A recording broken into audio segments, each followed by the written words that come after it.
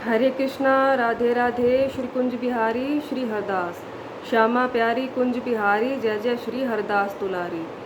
आज हम कार्तिक मास की संपूर्ण कथाओं के अंतर्गत अध्याय 23 का श्रवण करेंगे। तो चलिए कथा को शुरू कर लेते हैं।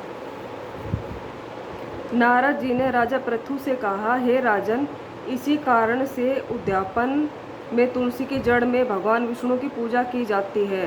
तुलसी का मूल प्रदेश भगवान विष्णु को प्रसन्न करने वाला है। हे राजन, तुलसी का पौधा जिस घर में वर्तमान है, यह घर तीर्थ स्वरूप है और उस घर में यम के दूत कभी नहीं आते। सब पापों का नाश करने वाला, अभीष्ट फल को देने वाला है। जो मनुष्य तुलसी का पौधा लगाता है वह यमराज को नहीं देखता। भगवती नर्मदा का दर्शन, गंगा स्नान व तुलसी के पौधे का संसर्ग, यह तीनों पुण्यप्रद है। तुलसी का पौधा लगाने से, सींचने से, दर्शन से और तुलसी को छूने से कामिक, वाचिक, मानसिक आदि संपूर्ण पाप नष्ट हो जाते हैं। जो प्राणी तुलसी के दल से भगवान शंकर का पूजन करते हैं वह पुनः गर्भ में नहीं जाते।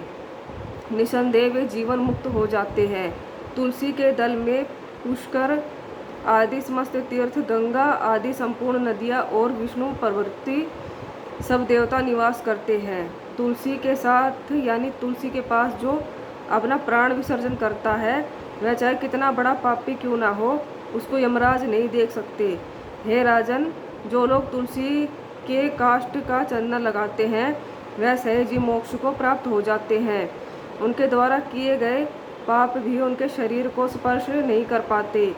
हे राजन, जहाँ तुलसी के वन की छाया हो वहाँ पर पितरों के निमित्त दिया हुआ दान सर्वदा के लिए अक्षय होता है।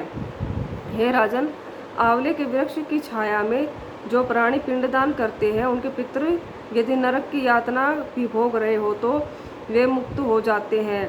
सिर, हाथ, मुंह, देह में जो आंवले को धारण करते हैं उनका विष्णु रूप जानना चाहिए। आंवले के फल और तुलसी के दलों को पानी में मिलाकर जो प्राणी स्नान करते हैं उनको गंगा स्नान का फल मिलता है। जो मनुष्य आंवले के पत्तों और फलों से देवताओं का पूजन करते हैं उनको स्वर्ण, मणि और मोतियों द्वारा पूजन का फल प्राप्त होता है। कार्तिक मास में सब तीर्थ, ऋषि, देवता और सब यज्ञ जब सूर्य तुला राशि में होता है आंवले के वृक्ष में वास करते हैं। जो मनुष्य द्वादशी तिथि को तुलसी का दल और कार्तिक में आंवले का पत्ता तोड़ता है वह रौरव नरक में वास करता है।